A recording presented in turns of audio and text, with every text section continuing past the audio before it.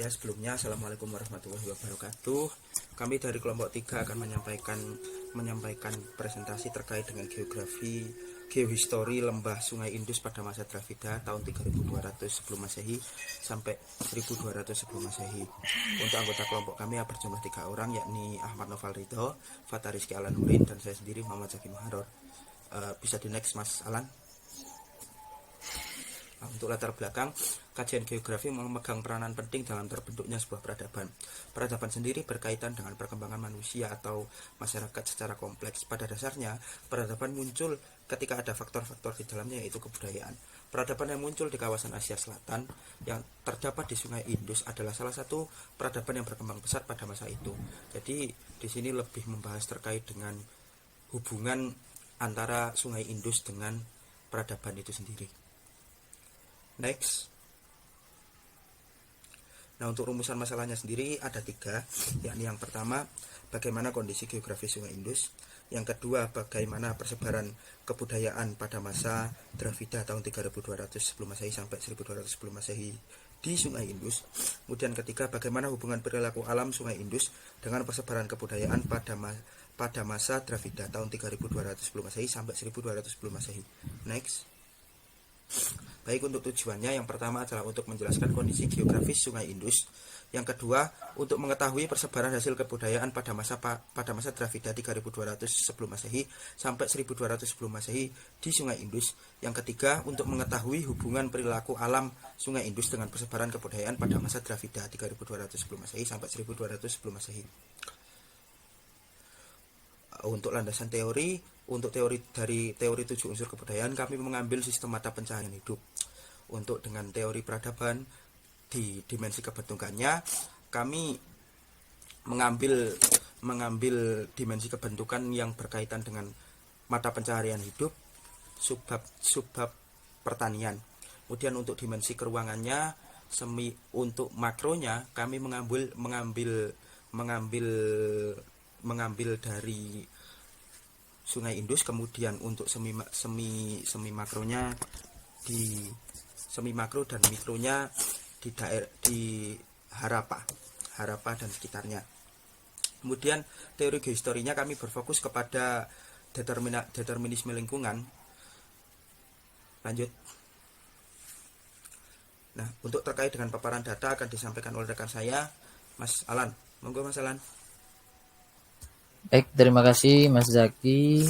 Ya, ini paparan data dari kelompok kami tentang peradaban Sungai Indus. Nah, di sini ada peta Sungai Indus, peta aliran Sungai Indus. Yang di sebelah utara itu pegunungan Himalaya. Jadi Sungai Indus ini mengalir dari pegunungan Himalaya ke Laut Arab. Nah, ini adalah subkontinen Asia ya. Bisa dilihat dari gambar di peta. Oke, paparan data kondisi fisik sungai dan data dan situs. Oke, ini adalah penampakan dari Sungai Indus. Terus ini adalah irigasi. Ini juga adalah penampungan air. Nah, ini adalah peta, bukan peta ya. Itu adalah situs irigasi juga. Terus di sini adalah relief yang menggambarkan bahwa masyarakat pada masa itu sudah mengenal yang namanya cocok tanam. Nah, ini juga digambarkan di sini bahwa hewan kerbau ini sebagai alat untuk mempermudah dalam bercocok tanam. Ini hasil dari pertanian, yaitu ada gandum, ada padi, beras ya. Terus ini ada millet. Yang di sampingnya itu adalah babarkot. Itu juga adalah irigasi. Oke, pembahasan untuk selanjutnya saya berikan ke Mas Noval. Monggo Mas Noval. Ya, terima kasih Mas Alan. Kita akan berlanjut ke tahap pembahasan, di mana pembahasan ini yang pertama kita akan membahas tentang dimensi keruangannya dahulu ya. Jadi kita melangkah dari peradabannya dari peta makronya. Jadi kita ketahui bahwa Sungai Indus tadi diterangkan dari paparan data merupakan sungai yang mempunyai hulu dari pegunungan Himalaya. Nah, jadi bisa kita ketahui di sini bahwa sungai ini itu diapit oleh beberapa wilayah geografis, ya. Yaitu yang pertama dari utara adalah pegunungan Himalaya sebagai hulu dari sungai ini, di barat dari ada dataran tinggi Balochistan, dan yang di sebelah timur ada dataran dari tanah subkontinen India. Dari sini kita melihat bahwa sungai ini atau sungai Indus ini punya hulu berasal dari pegunungan Himalaya, mengalir ke selatan sampai dengan ke Laut Merah. Oke, lanjut. Nah, dari segi makro, nah di sini Sungai Indus ini merupakan sungai yang mempunyai waktu banjir yang musiman. Nah, di mana Sungai Indus ini adalah sungai yang mempunyai sumber air yang berasal dari Gunung Himalaya, khususnya ketika pada musim panas. Sungai ini akan mendapatkan jumlah pasukan air yang sangat luar biasa, di mana ketika musim panas, gletser dan snow atau salju yang berada di Gunung Himalaya itu akan mencair. Nah, cairan-cairan yang berlebihan ini membawakan apa yang namanya itu adalah flood, ya, atau banjir, yang nanti akan dijelaskan lebih lanjut oleh teman saya, di mana flood ini akan membawa banyak sekali tanah aluvium, di mana tanah aluvium ini sangat subur untuk daerah di pinggiran Sungai Indus ini. Ya, bisa diteruskan. Nah, sini merupakan peta mikro, ya. Nah, di sini adalah salah satu contoh atau hasil peradaban dari bangsa Dravida dalam peradaban Sungai Indus ini adalah peradaban Mohenjo-daro. Nah, di sini bisa kita ketahui bahwa peradaban Mohenjo-daro ini mempunyai letak yang sangat-sangat dekat dengan pinggiran Sungai Indus. Nah, hal ini dapat diketahui karena Sungai Indus ini bisa dikatakan mempunyai pengaruh yang sangat kuat terhadap ruang sekitarnya, di mana sungai ini membawa kehidupan. Di antaranya adalah air dan tanah yang akan sangat subur tadi. Oke. Nah, yang ketiga ini kita akan membahas dimensi waktunya. Jadi kita membahas ini, ya. Pembahasan ini di mana peradaban Sungai Indus atau peradaban bangsa Dravida ini sebenarnya dimulai ketika sekitar 3300 sebelum Masehi atau 3300 BC, ya, di mana peradaban awal atau peradaban Sungai Indus ini, peradaban ini itu awalnya itu 3300 BC itu merupakan peradaban yang pertama-tama masih peradaban yang pemukiman yang biasa, di mana kota-kota ini masih belum banyak yang berdiri, belum banyak adanya urbanisasi oleh orang-orang dari desa. Nah, di sini kota pertama yang muncul adalah kota Harappa, atau ya peradaban Harappa. Nah, sini yaitu yang menandai munculnya peradaban awal dari Sungai Indus ini, yaitu pada sekitar 3300 sampai 2000-an, 2000 sebelum Masehi. Nah, beranjak ke era selanjutnya itu adalah peradaban Sungai Indus yang telah dewasa, di mana peradaban ini mereka sudah naik dari peradaban sebelumnya, yaitu peradaban Indus awal. Nah, ini ditandai dengan munculnya kota-kota baru, ya salah satunya adalah kota atau peradaban Mohenjo-daro, di mana ditemui terjadi peningkatan urbanisasi dari orang-orang desa untuk lebih berpusat pada kota-kota. Nah, sini juga ditandai dengan kenapa kok banyak yang lebih memilih berpusat tinggal di kota, karena pada peradaban dewasa ini mereka sudah mempunyai teknik-teknik untuk menghindari banjir atau flood yang terkadang sangat merusak, ya. Meskipun mereka juga membutuhkan banjir ini untuk tanaman mereka, tapi ketika banjir yang berlebihan itu juga akan menyengsarakan mereka sendiri. Nah, itu adalah peradaban yang kedua, yaitu pada sekitar tahun 2200 sebelum Masehi sampai dengan 1900-an atau 1800. Nah, sebenarnya ada juga yang peradaban yang era ketiga, di mana peradaban Indus akhir, tapi peradaban ini itu merupakan peradaban menurunnya. Jadi bukan tidak dapat banyak peningkatan dalam peradaban ini, akan tetapi lebih banyak kepada keruntuhan, di mana kota-kota yang berada pada peradaban Sungai Indus baru-baru kali ini. Nah, peradaban akhir ini berakhir sekitar 1200 sebelum Masehi. Oke, selanjutnya ke Mas Zaki, monggo. Baik, ini adalah peta kondisi geografi Sungai Indus lagi ya. Jadi ini terkait dengan seperti yang sudah dipaparkan oleh Mas Noval tadi, terkait dengan dari mana Sungai Indus itu sumbernya, dari mana kemudian mengalir kemana, yakni di utara dari pegunungan Himalaya kemudian mengalir ke Laut Merah. Nah, lanjut Mas Alan.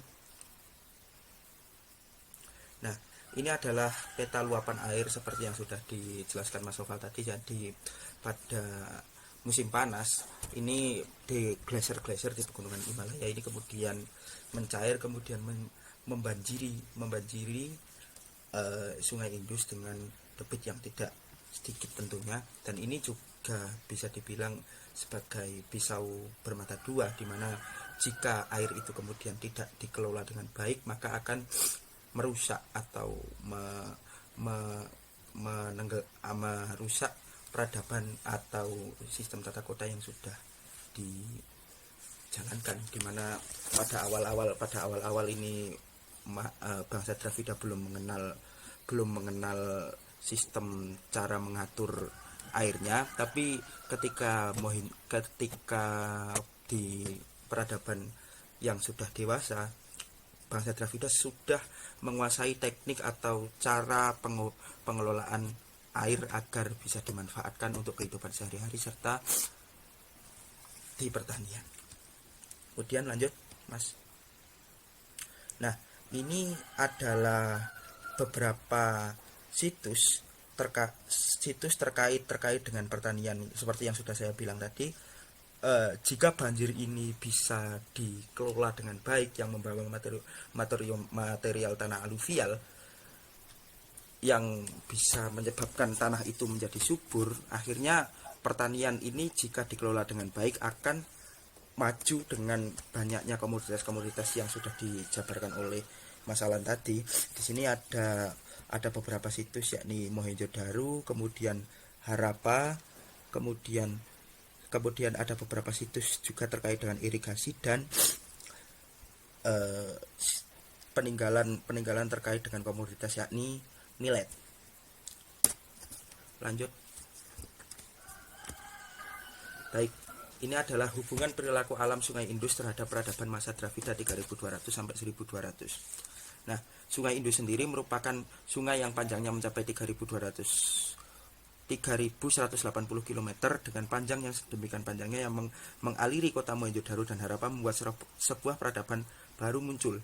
Dari penampakan konstruksi Mohenjo-daro dan Harappa, selain membawa material aluvial ini juga berdampak kepada bangunan, di mana bangunan ini bersumber dari tanah-tanah aluvial yang dibawa oleh banjir itu tadi. Nah, sesuai yang sudah saya jelaskan, jenis tanaman yang dimiliki oleh peradaban Indus adalah gandum, barley, kacang polong, lenti, biji, rami, sawi, lumpur, dan millet tentunya. Lumpur yang dibawa oleh sungai saat banjir adalah alasan mengapa mereka bisa menanam banyak komoditas sebanyak itu tadi yang sudah saya sebutkan. Kebutuhan komoditas yang dibutuhkan tanaman diganti setiap tahun saat banjir tahun datang. Jadi tergantung kondisi. Untuk selanjutnya akan dipresentasikan oleh Mas Alan. Moga Mas Alan. Baik, di sini seperti yang sudah dipaparkan oleh teman-teman saya, seperti peradaban Sungai Indus. Ini kami menjelaskan tentang dimensi keruangan, dimensi waktu, dimensi kebentukan, determinisme lingkungan, dan pengaruh Sungai Indus terhadap peradaban. Nah, dari dimensi keruangan, Sungai Indus terhampar luas melewati beberapa wilayah seperti Mohenjo-daro dan Harappa, sehingga menjadikan wilayah tersebut menjadi subur akibat dari tanah-tanah aluvial yang dibawa pada saat banjir. Oke, dari dimensi waktu, peradaban pada masa awal Sungai Indus terjadi pada saat petani gunung mulai bermukim di lembah Sungai Indus dan mulai membangun peradaban di sana. Jika dilihat dari rentang waktu yang sudah disebutkan sama Mas Zaki di slide sebelumnya, itu masuk dalam masih suku Dravida. Oke, dimensi kebentukan. Masyarakat sekitar Lembah Indus bermata pencarian sebagai petani dengan komoditas yang ditanam berupa padi, gandum, dan millet. Dan itu terbukti dari situs-situs yang sudah saya paparkan tadi di paparan data. Determinisme lingkungan. Hamparan Sungai Indus yang melewati beberapa wilayah dan pada saat mencairnya gletser membuat Sungai Indus meluap membawa material-material yang membuat tanah menjadi subur. Hal ini dimanfaatkan untuk membuat saluran irigasi untuk perairan dan bendungan untuk menyimpan air sebagai kebutuhan sehari-hari. Pengaruh Sungai Indus terhadap peradaban. Dilihat dari konstruksi kota Mohenjo-daro dan Harappa dapat ditarik kesimpulan bahwasanya dengan hadirnya Sungai Indus yang kerap kali meluap, maka konstruksi bangunan dibuat dengan tatanan irigasi yang cukup rumit dan modern pada masanya. Sehingga aliran dari Sungai Indus itu bisa dimanfaatkan untuk pertanian. Ya, cukup dari kelompok kami. Saya mewakili kelompok mengucapkan terima kasih. Assalamualaikum warahmatullahi wabarakatuh.